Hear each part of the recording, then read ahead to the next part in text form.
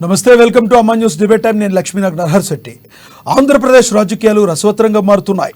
ప్రతి రాజకీయ పార్టీ తమ వ్యూహాలతో ముందుకు సాగుతున్నాయి.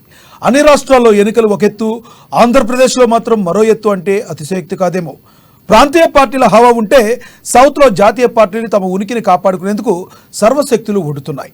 నాటకీయ పరిణామాల మధ్య 2014లో ఆంధ్రప్రదేశ్ని విడగొట్టిన తర్వాత కాంగ్రెస్ పార్టీ తన మనుగడను ఏపీలో కోల్పోయిందనే చెప్పాలి. అయితే జాతీయ పార్టీ బీజేపీ మాత్రం కొన్ని కారణాల వల్ల ఆశించిన స్థాయిలో ఏపీలో రాణించలేదనే చెప్పాలి. కానీ ఇప్పుడు కమలదళం ఏపీలో పూర్తిగా ఫోకస్ పెట్టినట్లే కనబడుతుంది. తన మార్కు రాజకీయంతో రానున్న రోజుల్లో బీజేపీని బలోపేతం చేసే దిశగా ఒడివడిగా అడుగులు వేస్తూనే ఉంది. అయితే ఇప్పటికే ఏపీలో బీజేపీకి ఓట్ బ్యాంక్ పెద్దగా లేకపోయినా బీజేపీ బలంగానే ఉందని చెప్పడంలో సందేహం లేదు. ఎందుకంటే ప్రస్తుత వైసీపీ ప్రభుత్వం బీజేపీని కాదని ఒక్క అడుగు కూడా ముందుకు వేయలేని పరిస్థితి.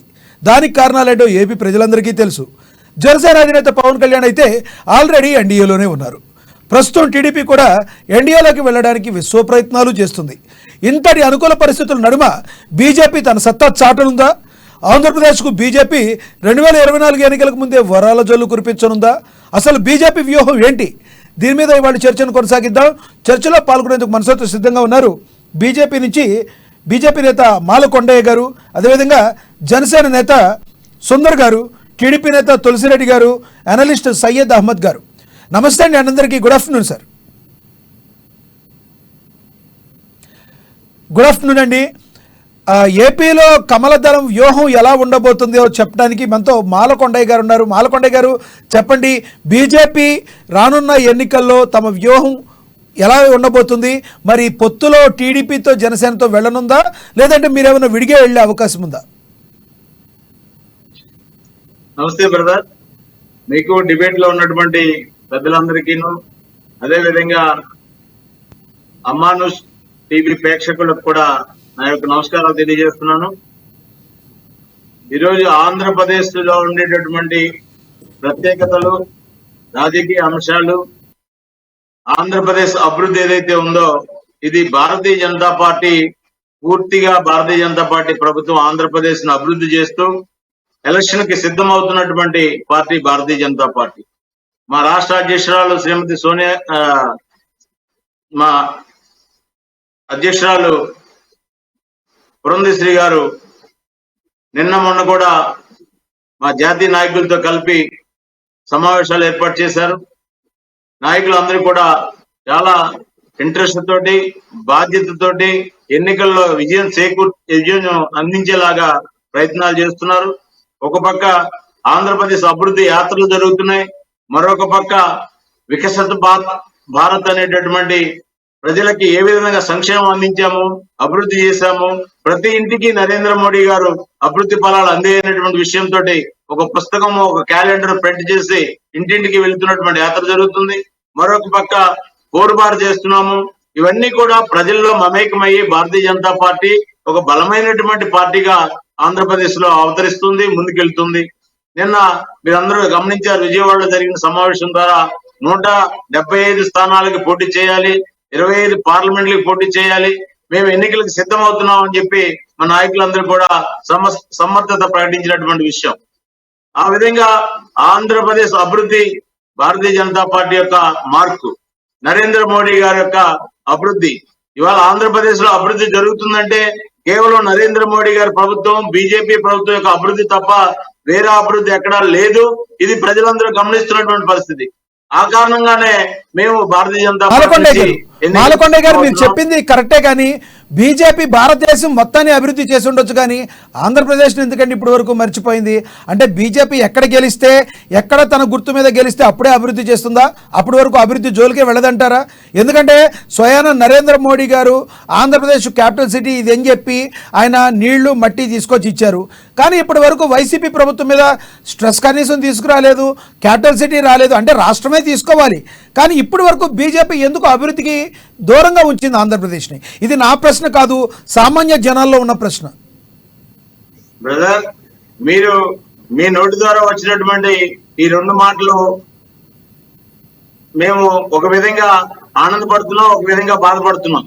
అంటే ప్రజల మాటగా చెప్పినటువంటి విషయం ఒకటైతే, యాంకర్ గా మీరు చాలా ఇలాంటి డిబేట్ నిర్వహించినటువంటి వ్యక్తిగా మీకుండేటటువంటి అనుభవం చూసినట్లయితే భారతీయ జనతా పార్టీ ఆంధ్రప్రదేశ్ కి అన్ని విధాలుగా ఆదుకుంటున్నప్పటికీ, అన్ని విధాలుగా నిధులిస్తున్నప్పటికీ, రాజధాని అమరావతి అని పదే పదే చెబుతున్నప్పటికీ, పోలవరానికి 100% నిధులిస్తున్నప్పటికీ, ఏదైతే విశాఖ స్టీల్ ప్లాంట్ ని అభివృద్ధి చేయడానికి టెండర్లు పిలిచి మౌలిక సదుపాయాలు ఏర్పాటు చేసినప్పటికీ, రైల్వే జోన్ కేంద్ర ప్రభుత్వం ప్రకటించి నిధులు ఇచ్చినప్పటికీ, ఆంధ్రప్రదేశ్ ఏదైతే రాజధాని కోసం విజయవాడ గుంటూరు కేంద్రంగా నిధులు ఇచ్చినప్పటికీ, ఇన్ని విధాలుగా సహకరిస్తున్నప్పటికీ కూడా మీరు గెలిస్తేనే అభివృద్ధి చేస్తారు, మీరు గెలిస్తేనే నిధులు ఇస్తారని చెప్పి మీ నోటితో పలికేటటువంటి మాటలు ఏవైతే ఉన్నాయో ఆంధ్రప్రదేశ్ ప్రజలను కూడా మీరు ఒక విధంగా మోసం చేసే విధంగా ఆ మాటలు మీరు మాట్లాడటం. మాలకొండ గారు ఇది నా మాట కాదు, ఒక్క మాట. మీరు నిజంగా చేసి ఉండొచ్చు కాక, కానీ రాష్ట్ర ప్రభుత్వం మరి ప్రజలకి మీరు ప్రయత్నం చేస్తున్నట్టు కనబడితే సరిపోదు కదా, ఆ ఫలాలు అయితే ప్రజలకు అందాలి కదా. వైసీపీ ప్రభుత్వం మీకు అడ్డుకోవచ్చు, లేదంటే చేయకపోయి ఉండొచ్చు, కానీ ఎందుకు కేంద్ర ప్రభుత్వంలో ఉండి ఇప్పటి వరకు మీరు చేయలేకపోయారనేది మీరు చేస్తున్నాము అన్నారు. వైజాగ్ స్టీల్ ప్లాంట్ని ప్రైవేటీకరణ చేసే ప్రయత్నం చేశారు మీరు. దాన్ని ఇప్పుడు మీ మిత్రపక్షాలుగా ఉన్న టీడీపీ జనసేన పార్టీలు కూడా మీరు చేయొద్దని మీకు వినతి పత్రాన్ని అందించిన పరిస్థితి ఏర్పడింది. పోలవరంకి మీరు నిధులు ఇస్తున్నారన్నారు, మరి పోలవరం ఎందుకు కంప్లీట్ కాలేదు? మరి మీరు రాజధానికి మేము సుముఖంగా ఉన్నామని చెప్పారు, కానీ ఒక్క రాజధాని కూడా నిర్మాణం ఎందుకు కాలేదు? అంటే ఇది యాంకర్గా నేను ప్రజలో కాదండి, మిమ్మల్ని ఎవరో బలంగా అడ్డుకుంటున్నారు. ఆ బలంగా అడ్డుకునేది ఎవరు? ఏ రాజకీయ పార్టీ అడ్డుకుంటుంది మిమ్మల్ని చేయనివ్వకుండా? అది చెప్పాలి. మా మీద మీరు నిందారోపణలు చేస్తే ఎలా సార్? ప్లీజ్. నేను మిమ్మల్ని అభినందిస్తూనే నేను మిమ్మల్ని అభినందిస్తూనే మాట్లాడాను మాట. ఇంకొక విషయం మీరు గమనించాలి, ఇవాళ ఆంధ్రప్రదేశ్ కి ఇవాళ గత ప్రభుత్వం తెలుగుదేశం కానివ్వండి, ఈ రోజు ప్రభుత్వం వైసీపీ ప్రభుత్వం కానివ్వండి, ఆంధ్రప్రదేశ్ కి ఏ డిపార్ట్మెంట్ నుంచి ఎన్ని వేల కోట్ల రూపాయలు నిధులు ఇచ్చామో, ఈ ఆంధ్రప్రదేశ్ నుంచి ట్యాక్స్ ఎంత వెళ్తుంది, వేరీజ్ ఎంత ఉంది, 100 రూపాయలు ట్యాక్స్ కడితే 160 రూపాయలు కేంద్రం నుంచి ఆంధ్రాకి ప్రత్యేక నిధులు వచ్చాయి. ఇవి కాదనేటటువంటి పరిస్థితి ఎవరైనా చెప్పగలరా? నేను దమ్ముంటే సవాల్ చేస్తున్నాను. ఆంధ్రప్రదేశ్ ప్రభుత్వంలో ముఖ్యమంత్రి కానివ్వండి, ఎవరైనా సరే, ఇవాళ ఆంధ్రప్రదేశ్ కి ప్రధానమంత్రి నరేంద్ర మోడీ గారు పెద్దపీట వేస్తున్నారు. 100 రూపాయలు ట్యాక్స్ కేంద్రానికి వెళ్తే 160 రూపాయలు తిరిగిస్తున్నారు. ఇవాళ ప్రతి ఇంటికి మరుగుదొడ్డి నిర్మాణం చేసి 15,000 రూపాయలు అకౌంట్ లో వేసింది నిజం కాదా? మాలకొండ గారు మీరు చెప్పింది అర్థం. మీ దగ్గరికి మళ్ళీ వస్తాను, మీరు కంటిన్యూ చేద్దరు. కానీ మనతో ఇంకో ఇద్దరు కూడా ఉన్నారు కాబట్టి ఇప్పుడు టీడీపీ నేత తులసిరెడ్డి గారు మాట్లాడతారు. తులసిరెడ్డి గారు, గుడ్ ఆఫ్టర్నూన్ సార్. నమస్తే, చెప్పండి సార్. తులసిరెడ్డి గారు, ప్రస్తుత రాజకీయ పరిస్థితులు ఏపీలో ఎలా ఉన్నాయో మీరు చూస్తున్నారు. రోజు రోజుకి కాదు, గంట గంటకు మారిపోతున్నాయి. ఈ గంటలో ఒకటి అనుకుంటే ఇంకో గంటలో ఇంకోటి జరుగుతుంది. అసలు ఏంటి, బీజేపీ మీతో కలిసి వస్తుందా రావట్లేదా? సార్, బీజేపీ కలుస్తుందా లేదనేది అధిష్టానం వాళ్ళు నిర్ణయించుకునేటువంటి విషయం సార్ అది. ఎందుకంటే ఆల్రెడీ జనసేనతో పొత్తు అనేది ఖరారు అయిపోయింది ఇక్కడ. బీజేపీతో పొత్తు ఉంటుందా లేదనేది అధిష్టానం పెద్దలు నిర్ణయించుకునేటువంటి విషయము. మా దృష్టి వరకు ఇంకా రాలేదు. బీజేపీతో కలుస్తారా లేదనేది ఇంకా విషయం అయితే తెలియదు. కానీ నిన్న పురంధేశ్వరి గారు మటుకు 175 సీట్లకు పోటీ చేస్తాము, 23 సీట్ల ఎంపీ సీట్లకు పోటీ చేస్తామని చెప్పినారు. కాబట్టి ఆమె మాటల ప్రకారం అయితే పొత్తు లేనట్లే మాట్లాడుతుంది. పొత్తు లేనట్లే మాట్లాడింది నా స్టేట్మెంట్ ప్రకారం. ఓకే, అంటే పొత్తు ఉండదని మీరు అనుకుంటున్నారు? అయితే ఆమె స్టేట్మెంట్ ప్రకారం, పురంధేశ్వరి స్టేట్మెంట్ ప్రకారం పొత్తు ఉండాలని అనుకుంటున్నాం. ఓకే, అంటే పొత్తు ఉండకపోతే మీ అడుగులు ఓన్లీ జనసేనతోనే మీ ఇద్దరికి వెళ్ళే అవకాశం ఉందా? అవును సార్, ఇక్కడ ఆంధ్ర రాష్ట్రంలో జనసేన ప్లస్ టీడీపీ రెండు పార్టీలు కలిసి ఏకతాటి మీద నడిచి జగన్ ప్రభుత్వాన్ని మరోవైపు మీ మిత్రుడు జనసేన అధినేత పవన్ కళ్యాణ్ గారు మోడీ ఆశీస్సులు మాకున్నాయి, ఎటువంటి పరిస్థితుల్లో బీజేపీని తీసుకొచ్చే ప్రయత్నం చేస్తానన్నారు. దానికోసం విశ్వ ప్రయత్నాలు చేస్తున్నట్టుగా కూడా మనకి మొన్నటి వరకు కనబడింది.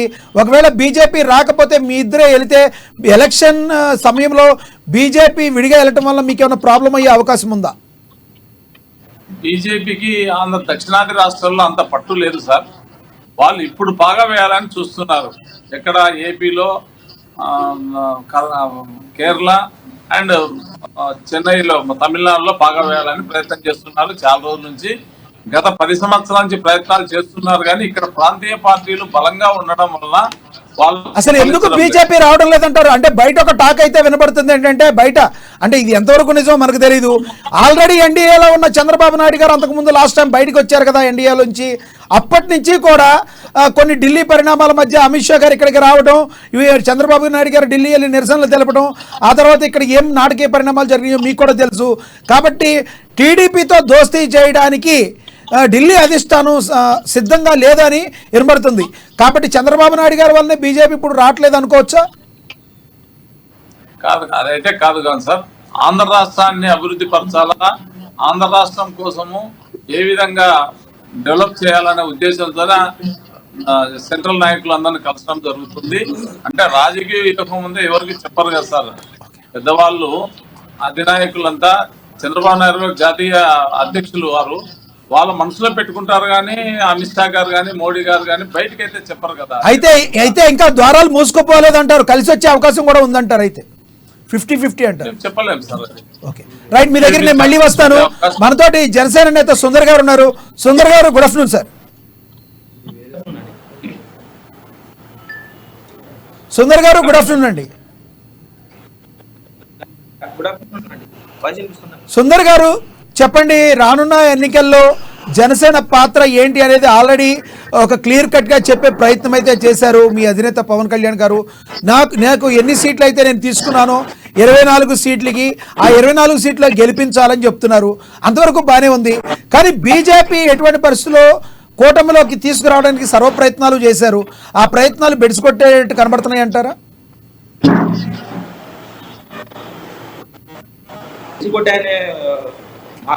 మాట మాత్రం నిజం కాకపోవచ్చండి.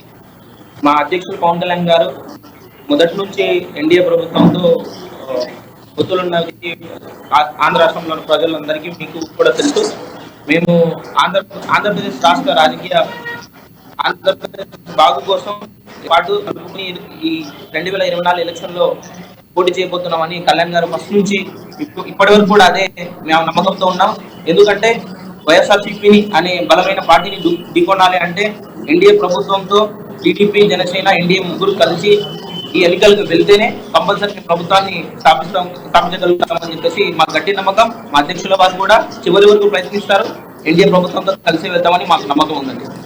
అయితే సుందర్ గారు చెప్పండి, ఇప్పుడు ఒక రకంగా చెప్పాలి అంటే గడిచిన వారం రోజుల నుంచి కూడా కూటమి నాయకులు అయితేనేంటి, కూటమి నుంచి ఎవరైతే ఉన్నారో కొంచెం స్ట్రెస్ లోనవుతున్నారనే చెప్పాలి. ఎందుకంటే అటువంటి స్టెప్స్ జరిగినాయి. ముఖ్యంగా జనసేన పార్టీలో అంతర్గతంగా 24 సీట్లు వచ్చిన దగ్గర నుంచి కూడా కొంత బాహాటంగా మీ నాయకులు కూడా కొంతమంది బాహాటంగా 24 సీట్లు సరిపోతాయి అన్న పరిస్థితి దగ్గర నుంచి ఇప్పుడు 24 సీట్లు గెలిపించుకోవాలి అనే స్థితిలోకి వచ్చారు. మిమ్మల్ని ఆ రకంగా పవన్ కళ్యాణ్ గారు తీసుకొచ్చారంటే ఎటువంటి ప్రాబ్లం. కానీ ఈ లేఖలు ఎవరైతే రాశారో హరిరామ జోగయ్య గారు కానీ, ముద్రగడ పద్మనాభం గారు కానీ, మరి ఈ లేఖల వల్ల మీ పార్టీకి కూటమికి ఏమన్నా నష్టం చేకూర్చే అవకాశం ఉందా? ఇలాంటి లేఖల వల్ల ఎలాంటి నష్టం ఉంటుందండి. మా అజెండా ఒకటే, ఆంధ్రప్రదేశ్ అభివృద్ధి చెందాలి అంటే జనసేన, టీడీపీ మరియు ఎన్డీఏ ప్రభుత్వం కలిసి ఎన్నికలకు వెళ్ళాలి. ఎటువంటి త్యాగం చేయడానికైనా జనసేన పార్టీ స్థితి ఆల్రెడీ మీరు కూడా చూసారు. మా ధ్యేయం ఒకటే, ఆంధ్రప్రదేశ్ ని డెవలప్ చేయాలి, అభివృద్ధి అంటే ఆ పరిస్థితులలో వైఎస్ఆర్సీపీ అనే బలమైన పార్టీని ఢీకొనాలి అంటే కంపల్సరీ 3 పార్టీలు కలిసి ఎన్నికలకు వెళ్ళి ప్రభుత్వాన్ని స్థాపించగలిగితేనే ఆంధ్రప్రదేశ్ అభివృద్ధి చెందుతుందని చెప్పేసి మా నాయకులు గట్టిగా నమ్ముతున్నారు. అందులో భాగంగానే మాకు 24 సీట్లు కేటాయించారు. మేము బలమైన సీట్లు తీసుకున్నాం. ఈ 24 గెలుపు గురాలలో ఉన్నాడు. మీరు 24 సీట్లు ఇచ్చారన్నారు, బలమైన సీట్లు అంటున్నారు. ఆ బలమైన సీట్లు ఏవో ఒక 5 చెప్పారు, ఇంకా చెప్పాల్సినవి 19 దాకా ఉన్నాయి. మరి ఆ బలమైన సీట్లు అన్నారంటే ఇంకేమేమి సీట్లో కూడా మీకు క్లారిటీ ఏమైనా ఉందా? మా పొలిటికల్ స్ట్రాటజీ అండి. మీరు లాస్ట్ రోజు వరకు ఇది పొలిటికల్ స్ట్రాటజీ అనుకోవచ్చు. ఎన్నికల వరకు అయితే ఖచ్చితంగా ఎన్నికల కోడి వచ్చే లోపల అయితే మా అభ్యర్థులు ఎవరెవరు ఉన్నారు, 19 మంది అభ్యర్థులు, ఇంకా అనౌన్స్ చేయాల్సిన అభ్యర్థులు ఎంతమంది ఉన్నారో వాళ్ళని అనౌన్స్ చేశారు. ఇంకో ఈ వీక్ లో, నెక్స్ట్ వీక్ లో కానీ మిగతా వాళ్ళని కూడా అనౌన్స్ చేసే ఛాన్స్ ఉందండి. ఓకే, మీ దగ్గర నేను మళ్ళీ వస్తాను. బీజేపీ నేత మాలకొండ గారు చెప్పండి, అయితే మీరు పొత్తులో వెళితే మీకు ఒక ప్లస్ పాయింట్ జరిగే అవకాశం ఉంది, ఎందుకంటే ఇండివిజువల్ అని భావిస్తున్నారా, లేదంటే ఇండివిజువల్గా వెళ్తే ప్లస్ పాయింట్ జరిగిందనే విధంగా భావిస్తున్నారా? విడిగా వెళ్తే బాగుంటుందా, పొత్తులో వెళ్తే బాగుంటుందా?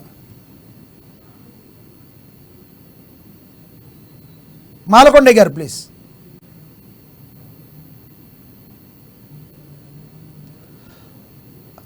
ఓకే మాలకొండయ్య గారు, మీది కొంచెం ఆడియో ప్రాబ్లం ఉంటుంది. అనలిస్ట్ సయ్యద్ అహ్మద్ గారు ఉన్నారు. అహ్మద్ గారు గుడ్ ఆఫ్టర్నూన్ సార్. బ్రదర్ వినపడుతుందా? వినపడుతుంది సార్. అహ్మద్ గారు చెప్పండి సార్. సార్ చెప్పండి, ఆంధ్రప్రదేశ్ రాజకీయ పరిస్థితులు రోజు రోజుకి గంట గంటకి కూడా చాలా వేగంగా టర్న్స్ తీసుకుంటున్నాయి. టర్న్లు ఒకటే కాదు, యూ టర్న్లు కూడా తీసుకున్నట్టుగా కనబడుతుంది. ఎత్తులకు పై ఎత్తులతో ముందడుగు వెళ్తున్నారు. ఏం జరగబోతుంది రానున్న 2024 ఎన్నికల్లో?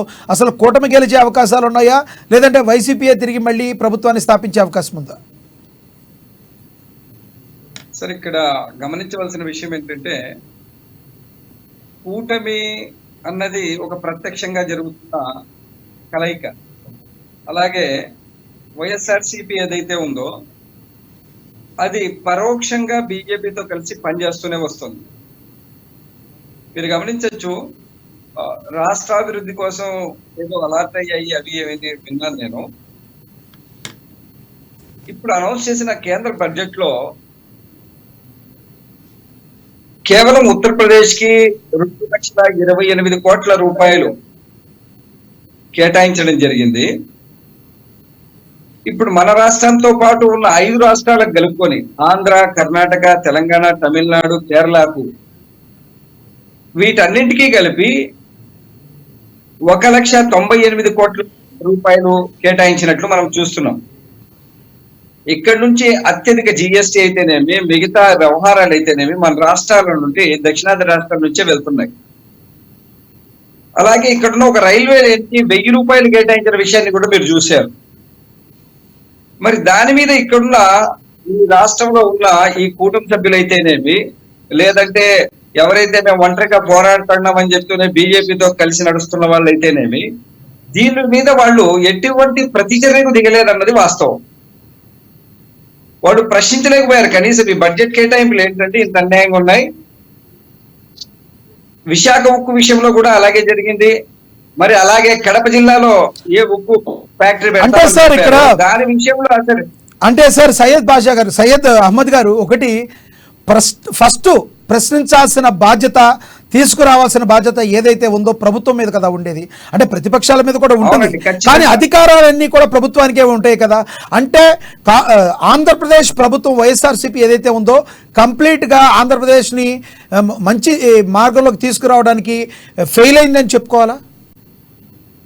ఖచ్చితంగా ఫెయిల్ అయిందని చెప్పాలండి. ఎందుకంటే వారికి ఉన్న కేసుల వ్యవహారాలు, మరేదో వ్యవహారాలు, వాళ్ళు కేంద్రాన్ని అసలు ప్రశ్నించే స్థితిలో కాదు కదా. వాళ్ళు ఏదైనా రాజ్యాంగ వ్యతిరేకంగా తెచ్చే బిల్లులు కూడా వీళ్ళు సమర్థించుకుంటూ వెళ్ళిపోయారు. కాబట్టి ఖచ్చితంగా ఇక్కడున్న ప్రభుత్వం ఏదైతే ఉందో ఈ విషయంలో ఫెయిల్ అయిందని చెప్పచ్చండి. అంటే సార్ అహ్మద్ గారు ఇంకోటి చెప్పండి, మీరు చెప్పిన దాని ప్రకారం బీజేపీతో పొత్తు డైరెక్ట్గా లేకపోయినప్పటికీ బీజేపీ భావాలకు దగ్గరగానే వైసీపీ పనిచేస్తున్నట్టున్నారు. మరి అంతకుముందు ఎవరైతే ఉన్నారో అందరూ కూడా బీజేపీకి సపోర్ట్ ఎవరైతే ఉన్నారో వాళ్ళకి మేము బీజేపీకి మాకు ఏమీ లేదని చెప్పి వైసీపీ చెప్తుంది కదా. మాకు ఎటువంటి ఒప్పందాలు లేవు, కేంద్రంతోనే మేము ఉన్నాం కానీ సఖ్యతగా బీజేపీతో మేము లేవని చెప్పి వాళ్ళు చెప్తున్నారు. మీకు చిన్న ఉదాహరణ ఇస్తానండి. చెప్పండి సార్. మణిపూర్లో జరిగిన సంఘటన పైన ఈ రాష్ట్రంలోని 3 పార్టీలు పిలుచుకోగా పార్లమెంట్ ఎదురుగా నిలబడి విజయసాయి రెడ్డి గారు పూర్తి శాంతియుత వాతావరణం ఉంది భారతదేశంలోని ప్రకటించారు. ఇది బీజేపీ ఎంపీలు కూడా చేయని పని ఆయన చేశారు. ఇక మీరు గమనించవచ్చు, వాళ్ళు ఏ ఎత్తులో అక్కడ బీజేపీతో టైఅప్ అయి ఉన్నారు, వాళ్ళు ఏ వ్యవహారాలన్నీ కూడా తాకట్టు పెట్టారన్న విషయం మనకు కనపడుతుంది. పోలవరం ప్రాజెక్టు విషయంలోనైతేనేమి, మీరు కడప ఉక్కు, విశాఖ ఉక్కు విషయం అయితేనేమి, ఇక్కడికి రావాల్సిన బడ్జెట్ కేటాయింపుల విషయం అయితేనేమి, వీళ్ళు ఏది ప్రశ్నించకుండా ప్రధాన కారణం ఏంటంటారు సార్? ఇంత దారుణంగా ఉండడానికి ఏమి ప్రశ్నించకుండా రాష్ట్రానికి తేవాల్సిన నిధులేమి సరిగ్గా తీసుకురాకుండా ఉండడానికి గల ప్రధాన కారణం ఏంటి? జగన్మోహన్ రెడ్డి ప్రభుత్వానికి ఉన్న ప్రధాన కారణం ఏంటి? ప్రజలందరూ అది గమనిస్తున్నారంటారా? ఖచ్చితంగా అండి. ఎందుకంటే వాళ్ళకున్న ఈ 25 సిబిఐ కేసులు అయితేనేమి, ఇప్పుడు జరుగుతున్న ఇతర కేసులు అయితేనేమి, అలాగే టీడీపీ వాళ్ళ మీద వచ్చిన కేసులు అయితేనేమి, వీళ్ళు ఎలాగోలా సెక్యులర్ ఇండియన్ అలయన్స్ తో వెళ్లకుండా బీజేపీతోనే వెళ్ళాలి అన్న నిర్ణయం ఇరువురు పెట్టుకోవడం మనం గమనిస్తున్నాం.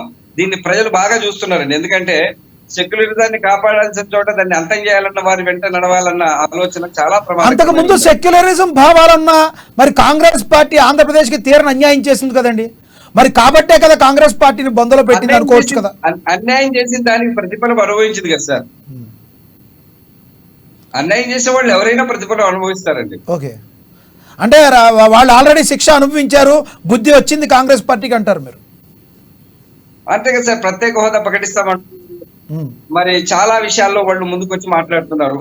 అంటే అంతకు ముందు ఎప్పుడైతే ఉందో, అంతకు ముందు ఎప్పుడైతే అలా చెప్పిందో 10 సంవత్సరాలు గడిచిపోయిన తర్వాత అయితే ఆ పార్టీకి లేకపోతే ఈ పార్టీకి అన్న చందంగానే ఆ ప్రజలు ఓటు వేయాలంటారా? మరి మూడోది లేదంటారు కాబట్టి, మూడో ప్రత్యామ్నాయం లేదంటారు కాబట్టి. లేదండి, ఈ రెండు పార్టీల వాళ్ళు ఈ విషయానికి మీరు సమాధానం కాసేపు తర్వాత చెప్తారు. కానీ మీ దగ్గరికి నేను మళ్ళీ వస్తాను. మనం బీజేపీ నేత మాలకొండయ్య గారి దగ్గరికి వెళ్తాం. మాలకొండయ్య గారు వినబడుతుందన్నమాట మీకు? మాలకొండయ్య గారు, ఇప్పుడు చూశారు మీరు అనలిస్ట్ గారు ఏవైతే చెప్పారో అహ్మద్ గారు, బీజేపీ పార్టీ ఆంధ్రప్రదేశ్ రాష్ట్రానికి ఎటువంటిది ఏమీ చేయలేదు, సెక్యులరిజం భావాలు లేని పార్టీ బీజేపీ పార్టీ అని చెప్తున్నారు. ఏమంటారు మీరు? బ్రదర్, పెద్దలు సయ్యద్ అహ్మద్ గారు మాట్లాడిన విషయాలన్నీ కూడా నేను గమనించాను. వారు చాలా సీనియర్లు, ఎన్నో విషయాలు ఇప్పటి వారి అనుభవంలో చూస్తుంటారు. భారతీయ జనతా పార్టీ కులానికి మతానికి సంబంధం లేకుండా భారతదేశంలో ప్రతి కుటుంబము ఒక ఐక్యతగా ఉండాలి, సమర్థవంతంగా డెవలప్ అవ్వాలనేటటువంటి అన్ని మతాలకి కులాలకి అతీతంగా నడుస్తున్న ప్రభుత్వం బీజేపీ ప్రభుత్వం. ఇవాళ మనం మాట్లాడుతున్నటువంటి విషయం ఇందాక పెద్దలు మాట్లాడుతూ మణిపూర్ విషయం రేజ్ చేశారు. మణిపూర్ లో ఏం జరుగుతుందనేది దేశ ప్రజలకి తెలుసు. మణిపూర్ లో ఏం జరుగుతుందనేది అక్కడ భారత ప్రభుత్వం ఏ విధంగా అక్కడ సమస్య పరిష్కారానికి నిర్ణయం తీసుకుందో పార్లమెంట్ లో చర్చించినప్పుడు కూడా మేధావులందరూ కూడా విన్నారు. కానీ నిన్న వెస్ట్ బెంగాల్ లో మమతా బెనర్జీ ముఖ్యమంత్రిగా ఓడిపోయినటువంటి ముఖ్యమంత్రి, దొడ్డిదారిన ముఖ్యమంత్రి అయితే అక్కడ మహిళల మీద, అక్కడ ఎవరైతే ముస్లిం లీడరు, మైనారిటీ లీడరు మహిళల మీద అత్యాచారాలు చేస్తూ, మానభంగాలు చేస్తూ, విపరీతంగా దౌర్జన్యాలు చేస్తుంటే అక్కడ ప్రభుత్వం భారతీయ జనతా పార్టీ ఉద్యమం చేస్తే తప్ప వారి మీద అరెస్ట్ చేయలేదు, కేసులు పెట్టలేదు. మరి అహ్మద్ గారు ఆ విషయం ఎందుకు మాట్లాడతలేదు? అహ్మద్ గారు కూడా ఆలోచన చేయాలి. భారత ప్రభుత్వం ఇవాళ నిజాయితీగా సమర్థవంతంగా అభివృద్ధి వైపు కులాలకి మతాలకి అతీతంగా ముందుకు వెళుతుంది.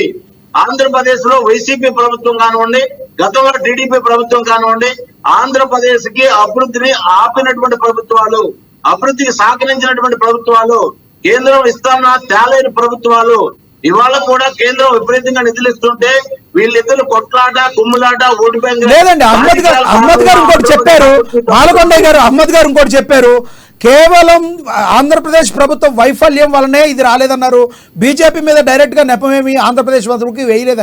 ఆయన ఏమన్నారంటే అడగటంలో ప్రభుత్వం ఫెయిల్ అయిందని చెప్పారు, ఆయన ఒప్పుకున్నారు దాన్ని. అంటే ఆంధ్రప్రదేశ్ ప్రభుత్వం, వైసీపీ ప్రభుత్వం ఏదైతే ఉందో అడగందే అమ్మైనా అన్నం పెట్టదు కదండి.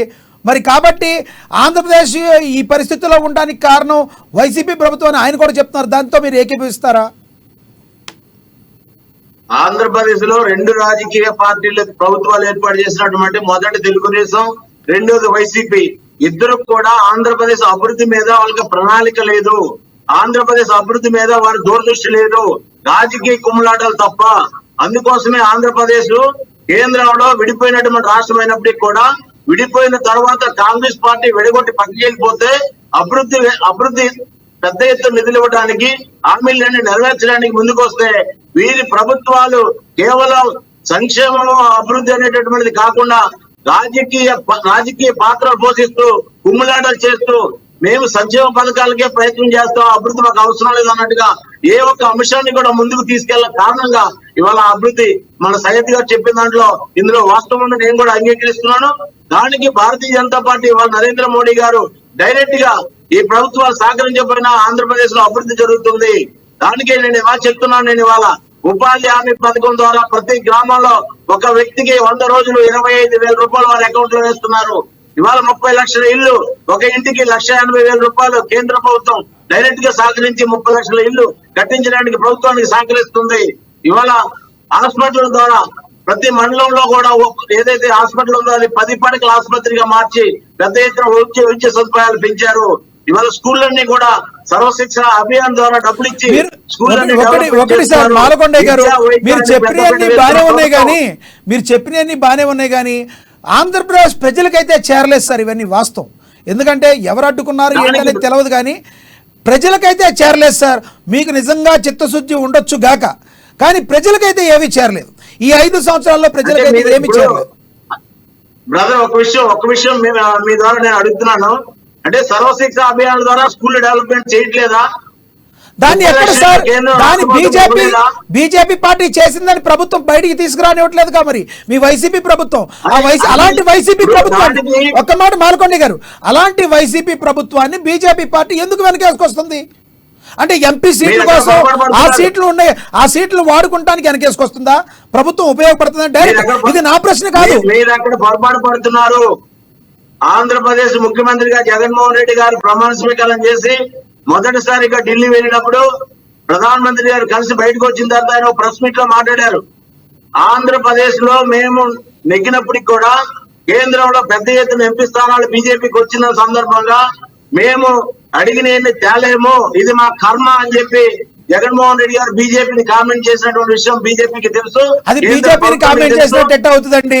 అది ఆయన తక్కువ చేసుకుని నేను అడగలేనని చెప్పి రిక్తహస్తాలు చూపించినట్టు అయింది.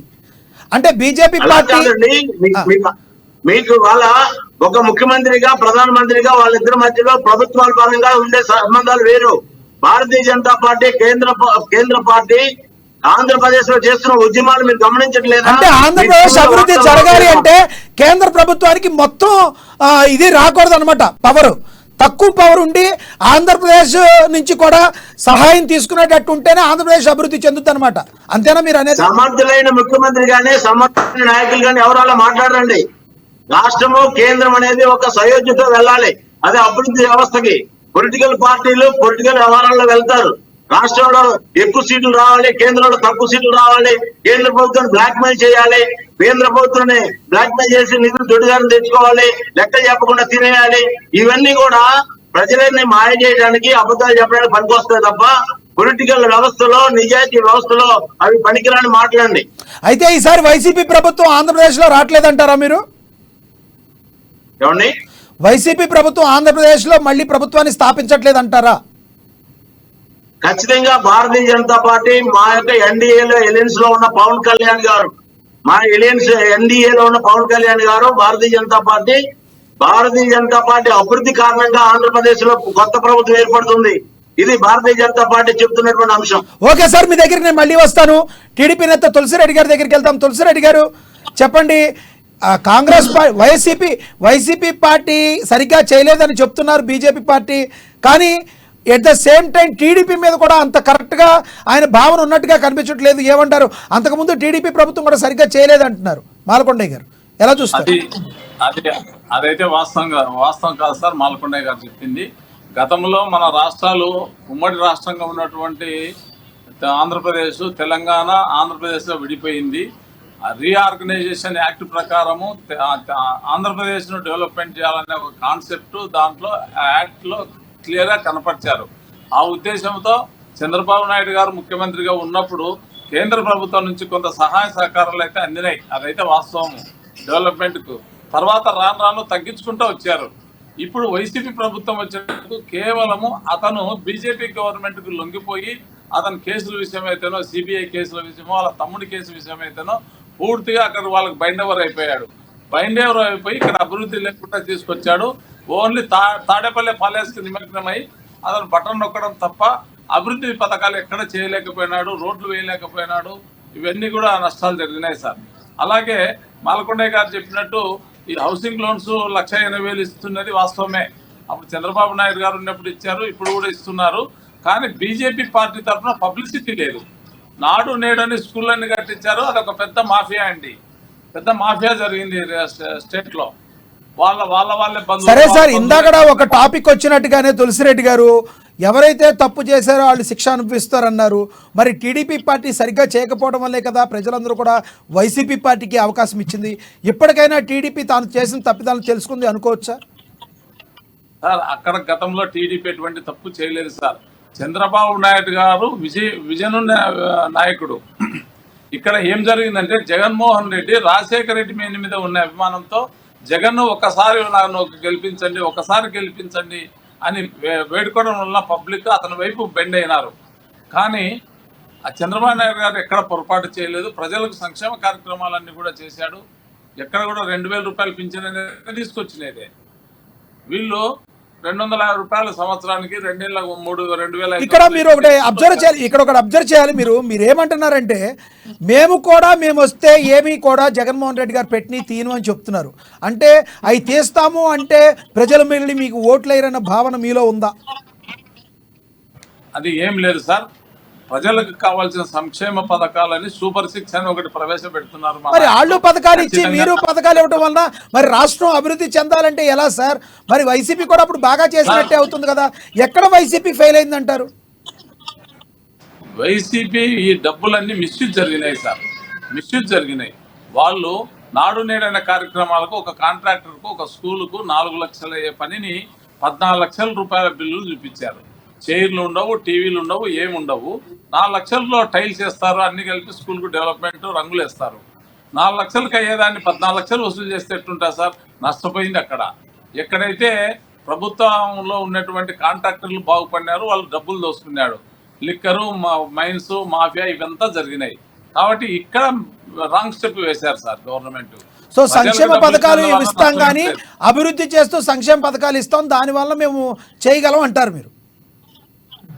అవును, అభివృద్ధి సంక్షేమ పథకాలు ఇస్తూ రాష్ట్ర వచ్చే గవర్నమెంట్ తెలుగుదేశం గవర్నమెంట్ వస్తే రేపొద్దున రోడ్లు తెలుగుదేశం గవర్నమెంట్ అంటున్నారు. అంటే తెలుగుదేశం జనసేన కాదా, కూటమి ప్రభుత్వం కాదా?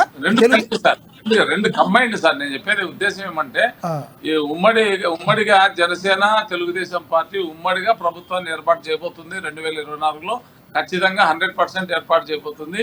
వస్తే ఇద్దరు నాయకులు కలిసి ఒక ప్రణాళికను, ఒక ప్లాన్ ఆఫ్ యాక్షన్ వేసుకొని ఈ రాష్ట్ర ప్రభుత్వాన్ని ఏ విధంగా డెవలప్ చేయాలనేది ముందుకు తీసుకొస్తారు సార్. ఓకే సార్, మీ దగ్గర నేను మళ్ళీ వస్తాను. జనసేన నేత సుందర్ గారితో మాట్లాడతాం. సుందర్ గారు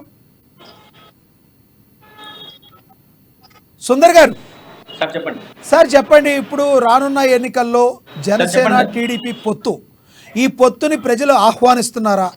ఆహ్వానిస్తే అసలు ఓటు ట్రాన్స్ఫర్ అయ్యడానికి సిద్ధంగా ఉందా? ముఖ్యంగా మీ ఇద్దరి మధ్యలో అంటే జనసేన టీడీపీ మధ్యలో ఓటు ట్రాన్స్ఫర్ కాకపోతే ఇబ్బందులు ఎదుర్కోక తప్పదనే మాట, ఆ టెన్షన్ మీలో కొట్టొచ్చినట్టు కనబడుతుంది. ఓటు ట్రాన్స్ఫర్ అవుతుంది అంటారా?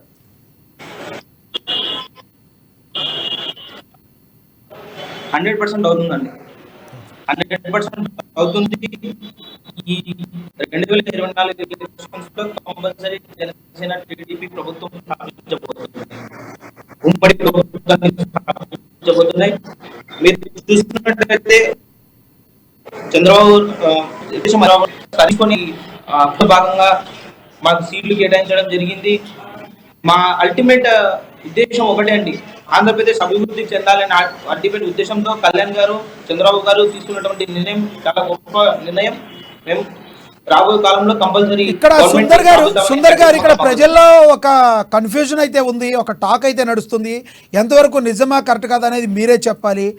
టీడీపీ మీకు కేటాయించిన సీట్లు 24. ఈ 24 సీట్లు మీరు గెలవాలి, కరెక్టే. 24 సీట్లు తీసుకున్నందుకు స్టార్టింగ్లో జన సైనికుల్లో కొంత నైరాశ్యం వచ్చినప్పటికీ కూడా పవన్ కళ్యాణ్ గారు చెప్పిన విధానం వల్ల ఓకే ఈ 24 సీట్లను గెలిపించుకుందాం, గెలవాలి అనుకుంటున్నారు. ఈ 24 సీట్లు మీరు ఫస్ట్ నుంచి మీతో ఉన్నవాళ్ళు లేదంటే మీ జనసేన పార్టీ ఉన్న వాళ్ళకే కేటాయిస్తారా, లేదంటే ప్రస్తుతం ఇన్స్టెంట్గా కొంతమందిని టీడీపీలో నుంచి తీసుకుని మళ్ళీ వాళ్ళకి టీడీపీలో వాళ్ళకి సీట్లు కేటాయించే అవకాశం ఉందా? లేదండి, మా అధినేత పవన్ కళ్యాణ్ గారు చాలా క్లియర్ గా ఉన్నారు. మొదటి నుంచి పార్టీకి ఎవరు సేవలు అందించారో వాళ్ళకి మాత్రమే టికెట్లు కేటాయిస్తున్నారు. మీరు చూసుకోవచ్చు, ఇప్పటి వరకు 5 మందిని అనౌన్స్ చేశారు. ఇప్పుడు వరకు చేసింది ప్రాబ్లం లేదండి, ఇప్పుడు వరకు చేసింది ప్రాబ్లం లేదు. అంటే ఒక టాక్ మీడియాలో నడుస్తుంది, మీరు చూసే ఉంటారు సుందర్ గారు, కొన్ని ఛానల్స్లో భీమవరంలో పవన్ కళ్యాణ్ గారు పోటీ చేయట్లేదు, పిఠాపురంలో పోటీ చేస్తున్నారు. భీమవరంలో అంతకుముందు ఎవరైతే ట్రయాంగిల్ పోటీ జరిగిందో అంజిబాబు గారు, పులపర్తి ఆంజనేయులు గారు, ఆయన జనసేన పార్టీలోకి వచ్చి ఆయన జనసేన నుంచి పోటీ చేస్తారంటున్నారు. అంటే జనసేన నుంచి కన్నా నిజంగా భీమవరంలో పులపర్తి ఆంజనేయులు గారు లాంటి వాళ్ళు పోటీ చేస్తే అసలు మీకు పడే ఓటింగ్ మీకు పడుతుందా? జనాలు యాక్సెప్ట్ చేస్తారా? అవకాశం ఉందా? ఖచ్చితంగా అవకాశం ఉందండి. ఏం అవకాశం ఖచ్చితంగా ఉంది? అవకాశం ఉంది. ఈ ప్రభుత్వం మీద మీరు చూసినటువంటి వైఎస్ఆర్సీపీ, నేను అడిగే క్వశ్చన్ అది కాదు సుందర్ గారు నేను అడిగేది అది కాదు. టీడీపీ నేతలు జనసేనలోకి వచ్చే అవకాశం ఉందా? అలా వస్తే ప్రజల్లోకి ఎటువంటి సిగ్నల్స్ వెళ్తాయి? అది నేను అడిగేది.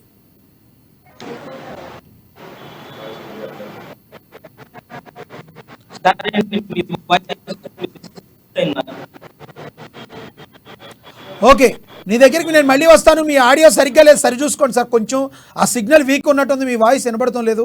ఓకే, అనలిస్ట్ గారి దగ్గరికి వెళ్దాం. అహ్మద్ గారు చెప్పండి, నిజంగా జనసేన పార్టీ 24 సీట్లు ఎప్పుడైతే ప్రకటించారో కొంత నైరాశ్యంలోకి వెళ్ళిన పవన్ కళ్యాణ్ గారు దిశానిర్దేశం చేయడం ద్వారా కొంత ఊరట కలిగిన జనసైనికులు కానీ జనసేన కార్యకర్తలు కానీ ఈ 24 సీట్లలో మళ్ళీ టీడీపీ వాళ్ళు జాయిన్ అయితే పరిస్థితి ఎలా ఉండబోతుంది అంటారు? సార్, అది గమనించవలసిన విషయం ఏంటంటే టీడీపీ వాళ్ళకి సీట్లు ఇస్తే ఖచ్చితంగా మళ్ళీ వాళ్ళు తమ సొంత పార్టీకి వచ్చే అవకాశం ఉంది సార్. ఎందుకంటే ఇది మనం గతంలో గమనించాం చాలా చోట్ల. ఇప్పుడు ఉదాహరణకి మనకు హిమాచల్లో జరిగిన ఒక విషయం చూస్తే, హిమాచల్లో ఒక వ్యక్తి కాంగ్రెస్ పార్టీ తరపు నుంచి ఎమ్మెల్యేగా గెలిచాడు బీజేపీ నుంచి వచ్చి. ఇప్పుడు రాజ్యసభ వరకు వచ్చే వాళ్ళకి ఆ వ్యక్తి మళ్ళీ బీజేపీకి ఓటేశాడు. మరి ఇలాంటి పరిణామాలు జరుగుతాయి కాబట్టి ఎవరికి వాళ్లకు ఆ పార్టీలు ఆయన ఒకలే కాదు కదా సార్ బీజేపీకి వేసింది, వైసీపీకి ఉన్న 24-25 మంది కూడా అందరూ కూడా వెళ్ళి బీజేపీకి వేశారు కా లెక్కొస్తే వైసీపీకి గెలిచిన వాళ్ళు. మీరు చెప్పినట్టు నేను వైసీపీ 11 నేను చెప్తున్న దాని గురించి కాదు సార్. వైసీపీ 11 మంది కూడా వేస్తున్నారు, వైసీపీ 22 ఎంపీలు కూడా వేస్తున్నారు. ఆ విషయం కాదండి. కాంగ్రెస్ పార్టీ తరఫున అంటే బీజేపీ నుంచి వచ్చి కాంగ్రెస్ లో చేరాడు, ఓకే, చేరి మళ్ళీ బీజేపీకి వేశాడు. ఓకే ఓకే, అంటే ఈ ప్రమాదం వీళ్ళకు జన సైనికులకి ఇక్కడ టీడీపీ నుంచి వచ్చే వాళ్ళ నుంచి జరగనుంది అని చెప్తున్నాను. అంటే ఇది జనసేన అధినాయకుడు పవన్ కళ్యాణ్ గారు గుర్తించారంటారా?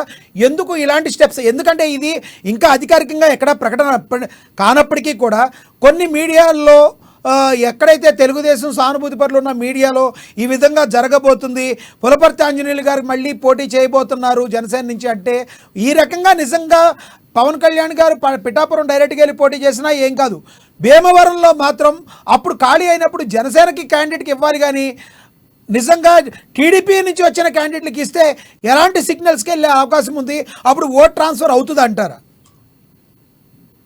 ఖచ్చితంగా అండి. ఎందుకంటే పోటీ అన్నది వాళ్ళు సీట్లు ఇచ్చే ముందు తమ పార్టీని నమ్ముకొని పార్టీ సిద్ధాంతాలకు కట్టుబడి పార్టీ కోసం పోరాడే వాళ్ళకి సీట్లు ఇవ్వాలి కానీ వాళ్ళు ఏదో ఉద్దేశంతో ఇక్కడికి వస్తున్న వాళ్ళకి సీట్లు ఇస్తే వాళ్ళకి సిద్ధాంతాలు లేవన్నది అర్థం చేసుకోవాలి ముందుగా. వాళ్ళు ఏ సిద్ధాంతానికి కట్టుబడి లేరు, వాళ్ళకి ఇస్తే వాళ్ళు ఖచ్చితంగా ఈ పార్టీని దెబ్బతీస్తారన్న ఆలోచన అధినాయకులకు ఉండాలండి. వాళ్ళు ఆ విషయం ఆలోచించి పార్టీ కోసం ఎవరైతే పాటుపడుతున్నారో వాళ్ళకే సీట్లు ఇవ్వడం అది ఉత్తమమైన పద్ధతి అండి. ఓకే ఓకే, మనము ఈలోపు టీడీపీ నేత తులసిరెడ్డి గారి దగ్గరికి వెళ్దాం. తులసిరెడ్డి గారు చెప్పండి, ఇప్పుడు మీరు చెప్పినది వినే ఉంటారు, పులపర్తి ఆంజనేయులు గారు భీమవరం నుంచి పోటీ చేసే అవకాశం ఉందా జనసేనలోకి వచ్చి? సార్, అక్కడ ఇరువురు నాయకులు సమన్వయం చేసుకొని ఎవరికి మంచి అవకాశాలు ఉంటాయి, గెలిచే అవకాశాలు ఉంటాయి, అటు టీడీపీనే ఇటు జనసేన ఒక క్యాండిడేట్ పెట్టుకునే సర్వ అంటే టీడీపీ పెట్టి జనసేనలోకి వెళ్ళినా కూడా గెలిచే అవకాశాలు ఉన్న వ్యక్తిని అయితే పులపర్తి ఆంజనేయులు గారు తప్పితే ఇంకెవరు గెలిచే అవకాశం జనసేన నుంచి లేదంటారా మీరు? అట్లా అది చెప్పడం లేదు సార్. నేను అక్కడ ఒక స్ట్రాంగ్ లీడర్ ఉంటే దానిని ఇద్దరు పవన్ కళ్యాణ్ గారు చంద్రబాబు గారు ఇద్దరు తులసిరెడ్డి గారు ఇప్పుడు ఉన్న పరిస్థితులు మీరు చూస్తున్నారు. జనసేన పార్టీ అనేది 24 సీట్లు తీసుకున్న తర్వాత ఎంతటి వ్యతిరేకతని తన సొంత సామాజిక వర్గాల నుంచి అయితే ఏంటి లేదంటే జన సైనికుల నుంచి ఎదుర్కొన్నారు వాళ్ళు. ఇలాంటి స్టెప్ని ఇప్పుడు వైసీపీ నుంచి ఎవరన్నా వచ్చినప్పుడు ఇప్పుడు పంచకర్ల రమేష్ గారు లాంటి వాళ్ళు లేదంటే ఆమంచి స్వాములు లాంటి వాళ్ళు ఎవరన్నా వచ్చి తీసుకున్నా ఏం కాదు, కానీ వైసీపీ నుంచి వచ్చిన వాళ్ళు టీడీపీ నుంచి వచ్చి ఇప్పుడు తీసుకుంటే తర్వాత వాళ్ళకి ఏమని వెళ్తుందంటే, అంటే రేపు పొద్దున ఎప్పుడన్నా ఏదన్నా జనసేన నుంచి ప్రాబ్లం వస్తే టీడీపీ నాయకులందరూ మళ్ళీ సొంత కూటుకు వెళ్ళిపోతే జనసేన అన్యాయం అయిపోదా? అలాంటి ఉద్దేశంతోనే చంద్రబాబు నాయుడు గారు ఈ ట్రిక్స్ ప్లే చేస్తున్నారని అనుకునే ప్రమాదం ఉంటే అసలుకే మోసం వచ్చి మీకు ఓట్లు పడకపోతే మళ్ళీ వైసీపీ వచ్చుద్ది, అప్పుడు మీకే ప్రాబ్లం అవుతుంది. ఇది మరి టీడీపీ ఆలోచిస్తుందని మీరు అనుకుంటున్నారా? సార్ వైసీపీ వచ్చే ప్రసక్తే లేదు సార్ ఈ రాష్ట్రంలో. ఎందుకంటారంటే ఇక్కడ ఇద్దరు నాయకులు సమన్వయం చేసుకొని అక్కడ లీడర్ని నిలబెడతారు, కానీ ఎక్కడైనా కూడా 24 సీట్లలో కూడా ఎవరు who is the best candidate అనేది ఆలోచన చేస్తారు. పవన్ కళ్యాణ్ గారు కానీ చంద్రబాబు నాయుడు గారు కానీ ఆలోచన నా చేస్తారు. పాయింట్ మీకు అర్థమైందో కాలేదో, బెస్ట్ క్యాండిడేట్ అనేవాళ్ళు చూస్తారు, కరెక్టే సార్. అది జనసేన నుంచి వచ్చిన వాళ్ళే ఉండాలి, కానీ స్పాట్లో టీడీపీ నుంచి జనసేనకి ఎందుకు రావాలి? అది మీ టీడీపీ నుంచే వెళ్ళొచ్చు కదా. అక్కడ పరిస్థితులు లోకల్ గా ఎట్లున్నాయో మేము చెప్పలేం కదా సార్. లోకల్ గా అక్కడ ఉన్న లీడర్ల యొక్క అంతేగాని జనసేనని నిర్వీర్యం చేసే కార్యక్రమంలో ఇది ఒక భాగం కాదంటారు మీరు? కార్యక్రమం కాదు. ఇప్పుడు అక్కడ క్యాస్ట్ బేస్ చేసుకుని పోయేదానికి అవకాశాలు కూడా ఉండొచ్చు. ఆ పబ్లిక్ అక్కడ క్యాస్ట్ ఏదన్నా ఉంటే, కాపులు ఏదన్నా ఉంటే పోయేదానికి ఎక్కువ అవకాశాలు ఉండి జనసేనలోకి పోయి ఉండొచ్చు. అంటే మీరు ప్రధానంగా చెప్పేది ఏంటంటే పవన్ కళ్యాణ్ గారు తర్వాత ఆ స్థానం అక్కడ భీమవరంలో పులపర్తి ఆంజనేయులు గారు తప్పితే ఇంకెవరికి అంత స్థాయి లేదు అని మీరు అంటున్నారు, అంతేనా? అక్కడ క్యాస్ట్ బేస్డ్ ఓట్లు ఉండొచ్చు సార్, అదే నేను అనుకుంటున్నా సార్.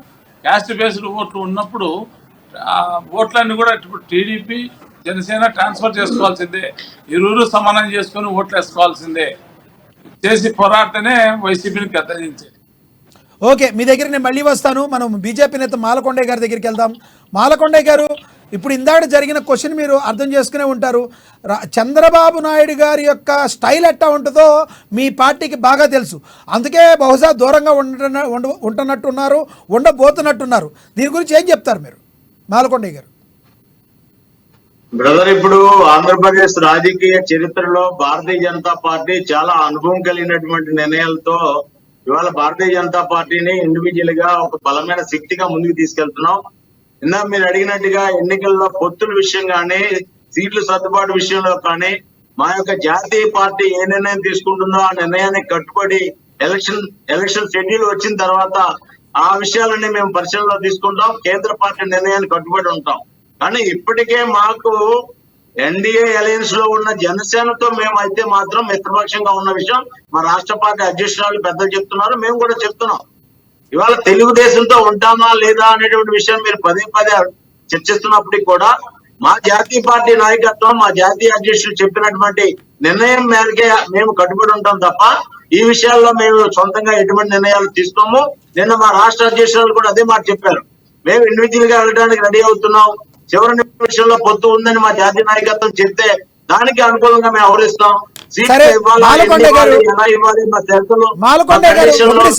ఒకటి గతం జరిగిపోయింది. ఎవరు వ్యూహాలు ఏ పార్టీ వ్యూహాలు ఆ పార్టీ. కానీ ఒకటి చెప్పండి, రానున్న రోజుల్లోనైనా ఆంధ్రప్రదేశ్ బాగుపడే అవకాశం ఉందా లేదా? ఆ అవకాశాన్ని బీజేపీ పార్టీ అయితే ఏంటి, రానున్న ప్రభుత్వం ఏర్పాటు చేయబోతున్న పార్టీ అయితే ఏంటి, చేస్తుందా లేదా? ఆంధ్రప్రదేశ్ యొక్క ప్రజలు బాగుంటేనే ఇక్కడ తెలంగాణ ప్రజలు బాగుంటారు, తెలంగాణ ప్రజలు బాగుంటేనే ఆంధ్రప్రదేశ్ ప్రజలు బాగుంటారు. ఎందుకంటే ఆంధ్రప్రదేశ్ అభివృద్ధి చెందితే అక్కడ కావాల్సిన ఉద్యోగాలు అక్కడ వస్తేనే వలసలు ఇక్కడికి రాకుండా ఉంటారు. ఎందుకంటే పక్కనున్న రాష్ట్రం తెలంగాణనే కాబట్టి. ఆంధ్రప్రదేశ్ అభివృద్ధికి రానున్న రోజుల్లో బీజేపీ కట్టుబడి ఉందా? కాకపోతే బీజేపీని గెలిపిస్తేనే మేము చేస్తామని మీరు అంటారా? ఎందుకంటే నేను మళ్ళీ ప్రశ్న అడుగుతాను. ఒకటి, మీకు ఆల్రెడీ ఇందాడ మాట నేను అడిగాను, కానీ ప్రాక్టికల్గా అది వర్కౌట్ కాలేదు, రాష్ట్ర ప్రభుత్వం అడ్డుపడిందని మీరు కూడా చెప్పారు. ఇప్పుడు నేను మీరు అడిగిన దానికి చాలా క్లియర్ గా రెస్పాండ్ అవుతాను. చెప్పండి సార్. ఆంధ్రప్రదేశ్, తెలంగాణ రెండు రాష్ట్రాలు అభివృద్ధి కావాలి, రెండు రాష్ట్రాల్లో ప్రజలు సంతోషంగా ఉండాలి, సుఖంగా ఉండాలి, ఆర్థిక అభివృద్ధి చెందాలి, వైద్య సదుపాయాలు, విద్యా సదుపాయాలు, పరిశ్రమలు, ఉద్యోగాలు మెరుగ్గా ఉండాలని ఈ రాష్ట్రంలో పుట్టిన వ్యక్తిగా, ఈ రాష్ట్రంలో ఉన్న నాయకుడిగా మీకెంతైతే ఉందో నాకు అంతకంటే ఎక్కువ బాధ్యత ఉంది. ఇది మా పార్టీ నిర్ణయం కూడా. మీరు ఇవాళ రికార్డులో రాసి పెట్టుకోండి. భారతీయ జనతా పార్టీ సపోర్ట్ చేసినటువంటి మిత్రపక్షాలతోటి ఆంధ్రప్రదేశ్ లో ప్రభుత్వం ఏర్పాటు చేయబోతున్నాం. ఇవాళ ఇందాక మీరు అడిగినటువంటి అంశాలు అన్నింటినీ కూడా అన్ని రకాలుగా అభివృద్ధి చేయడానికి నిధులు ఇవ్వడమే కాకుండా సంక్షేమం పట్ల, పరిశ్రమల పట్ల ఇప్పటికే నేను చెప్తున్నాను. ఇవాళ సీట్ లేకపోయినా, ఓట్లు లేకపోయినా భారతీయ జనతా పార్టీ ప్రభుత్వం, నరేంద్ర మోడీ గారి ప్రభుత్వం ఆంధ్రప్రదేశ్ లో 30 లక్షల ఇల్లు ఇవ్వడం జరిగింది ప్రజలకు. అంతే. ప్రతి మనిషికి మరుగుదొడ్డి ఇవ్వడం జరిగింది, ఇంటికి 15,000 అందాయి. ప్రతి వ్యక్తికి ఉపాధి హామీ పథకంలో సంవత్సరానికి 25,000 అందాయి. ఇవాళ ఆరోగ్యం కోసం ఆయుష్మాన్ భారత్ లో 5 లక్షల రూపాయలు కార్డు దేశవ్యాప్తంగా ప్రజలందరికీ ఇచ్చాం, ప్రజలకు అందాయి. అదే విధంగా హాస్పిటల్లో చెప్పండి మార్కొండే గారు, మీరు చెప్పిన దాన్ని బట్టి ఒకటి అర్థమవుతుంది, మీరు మీ దగ్గర నుంచి వచ్చినవి అన్నీ కూడా ప్రజలకి చేరుతున్నాయి, కానీ ఎందుకు మీ పేరు రావడం లేదు అంటే వైసీపీ ప్రభుత్వం పథకాలు అన్నిటికీ కూడా మీ పథకాలు కూడా వాళ్ళ పేర్లు పెట్టుకుంటుంది అనుకోవాలా? అది మీకు తెలుసు, ప్రజలకు తెలుసు. ఎలక్షన్ రాబోతుంది. ఈ ఎలక్షన్ లో ప్రజలు సరైనటువంటి నిర్ణయం తీసుకుంటారు. మా పథకాల మీద స్టిక్కర్లు వేసుకోకుండా మా మోడీకి సమయం వచ్చింది. ఇవాళ ఆంధ్రప్రదేశ్ లో ఎన్నికలు జరిగితే భారతీయ జనతా పార్టీ ఇప్పటికే మా మిత్రపక్షమైన జనసేనతో కలిపి సమర్థవంతంగా ఎన్నికలు ఎదుర్కోవడానికి మేము సిద్ధంగా ఉన్నాం. ఓకే ఓకే, మీ దగ్గర నేను మళ్ళీ వస్తాను. జనసేన నేత సుందర్ గారి దగ్గరికి వెళ్దాం. సుందర్ గారు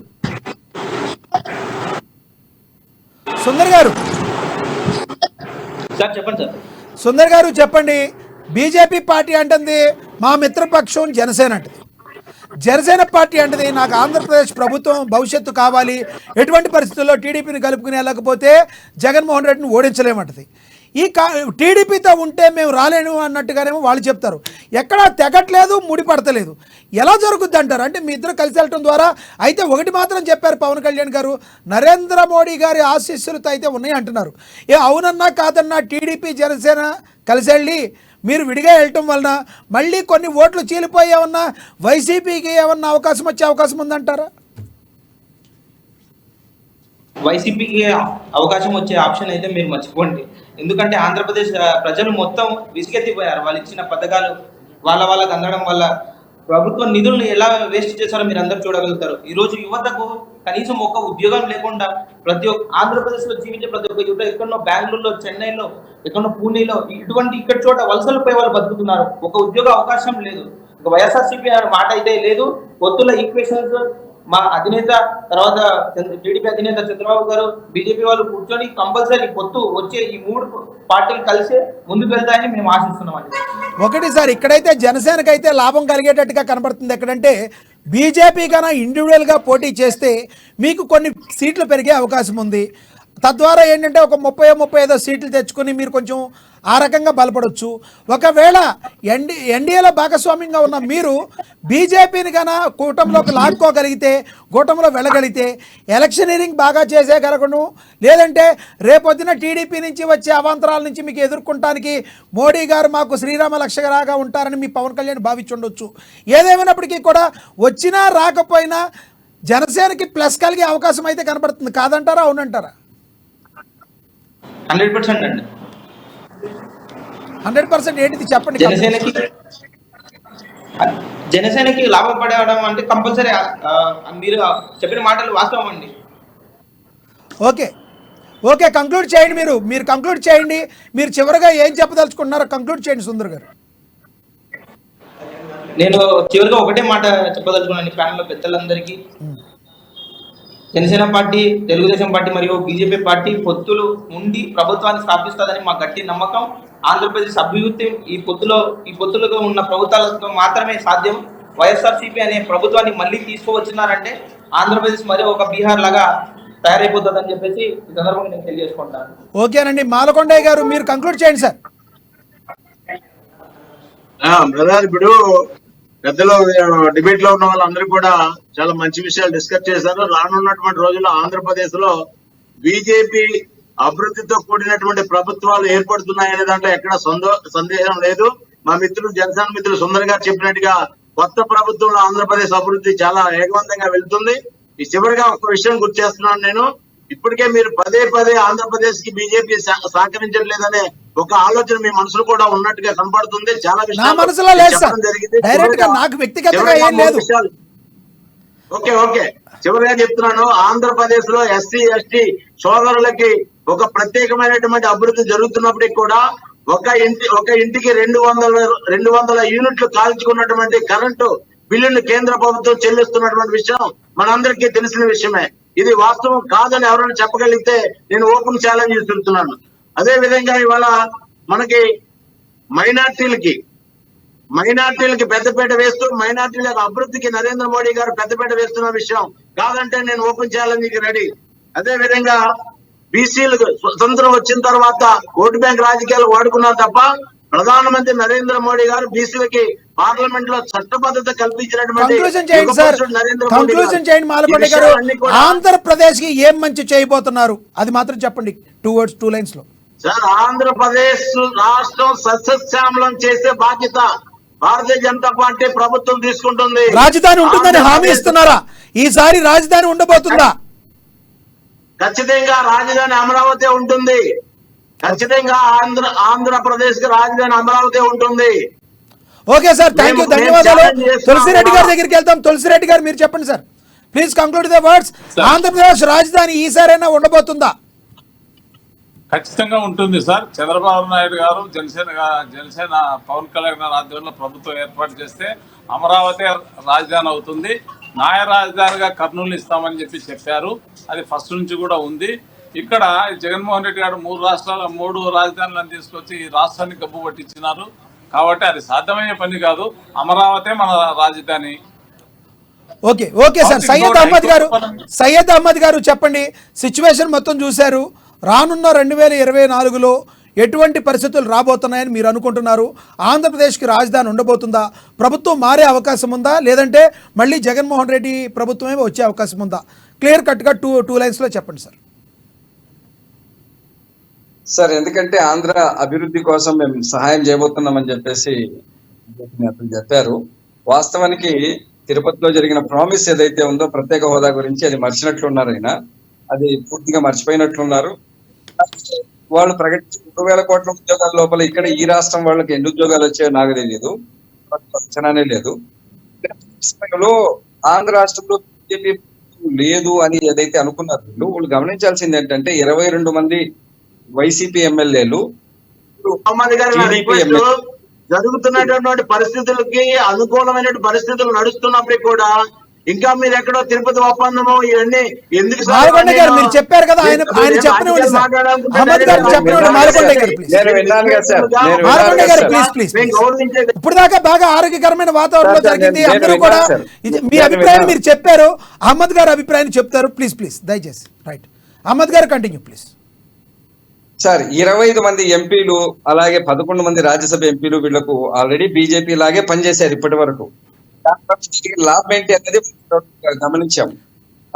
సార్, అవన్నీ వదిలేయండి. రానున్న రోజుల్లో ఎవరు ప్రభుత్వాన్ని స్థాపించే అవకాశం ఎక్కువగా ఉందని మీరు భావిస్తున్నారు అనలిస్ట్ గా? చెప్పండి సార్. విషయం ఏంటంటే ఈ రాష్ట్రంలో 2 పార్టీలు బీజేపీతో ఉన్నాయి కాబట్టి ఇప్పుడు వీళ్ళిద్దరిలో ఎవరు టైఅప్ గట్టిగా అవుతారో వాళ్ళు వస్తారన్న ఆలోచనలో ఉన్నారు. ప్రభుత్వం అయితే మారుతుందని మీరు అనుకుంటున్నారు? ప్రభుత్వం మారుతుందని? అవునండి. ఓకే, ధన్యవాదాలండి. చర్చలో పాల్గొన్నందుకు మీ అందరికీ. అహ్మద్ గారు, తులసిరెడ్డి గారు, సుందర్ గారు, మాలకొండయ్య గారు ధన్యవాదాలండి. ఇదండి ఇవాళ స్పెషల్ డిబేట్ టైం. ఆంధ్రప్రదేశ్ రాజకీయాలు రసవత్తరంగా మారుతున్నాయంటలో సందేహం లేదు. ఏది ఏమైనప్పటికీ కూడా ప్రతి వాళ్ళ యొక్క ఉద్దేశం ఒకటే అని చెప్తున్నారు అన్ని పార్టీలు కూడా. ఆంధ్రప్రదేశ్ యొక్క భవిష్యత్తు బాగుండాలి, ఆంధ్రప్రదేశ్ యొక్క రాజధాని మాత్రం అమరావతి అని చెప్పి అన్ని పార్టీలు చెప్తున్నప్పటికీ కూడా వైసీపీ ప్రభుత్వం మాత్రం 3 రాజధానులు ఎత్తుకుంది. మరి 3 రాజధానులు ఎత్తుకున్న వైసీపీ ప్రభుత్వాన్ని స్థాపించనుందా? లేదంటే BJP party, TDP party, Janasena party Amaravati రాజధాని అని చెప్తుంది. కాబట్టి ప్రజలందరూ అమరావతి రాజధానిని యాక్సెప్ట్ చేస్తారా, 3 రాజధానులను యాక్సెప్ట్ చేస్తారా అనేది మరికొన్ని ఒక 60 నుంచి 50 రోజుల్లో తెలిసిపోనుంది. ఇది వాటి స్పెషల్ డిబేట్ టైం. చూస్తూనే ఉండే అమ్మా న్యూస్, నిజం కోసం జనం కోసం.